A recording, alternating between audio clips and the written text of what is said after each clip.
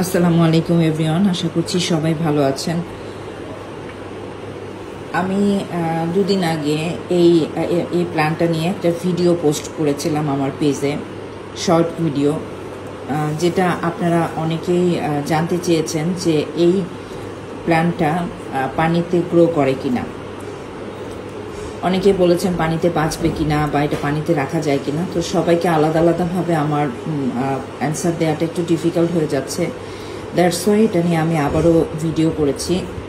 যদিও আমার গলার অবস্থা খুবই খারাপ। আমার কিছুদিন আগে একটা সার্জারি হয়েছে, সার্জারিতে আমার কণ্ঠস্বরটা একটু চেঞ্জ হয়েছে।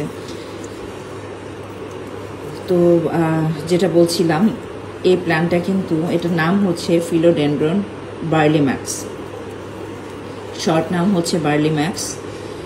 তো এই প্ল্যান্টটা পানি এবং মাটি দুভাবেই বাঁচানো সম্ভব।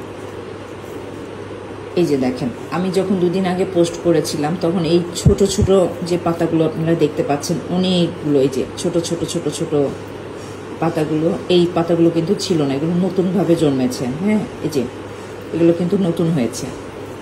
এই যে দেখেন, এগুলো কিন্তু ছিল না, এই দুদিনে এটা হয়েছে। তো আসলে এটার কোনো এক্সট্রা কেয়ার করার কোনো প্রয়োজন নাই। আপনারা যখন এটা পানিতে রাখবেন, খেয়াল রাখতে হবে একটা বিষয়, সেটা হচ্ছে এটা সপ্তাহে অন্তত একদিন এটাকে ঠিক এভাবেই মিষ্টি রোদ লাগাতে হবে। 1 ঘন্টা বা 1.5 ঘন্টার জন্য রোদে রাখতে হবে।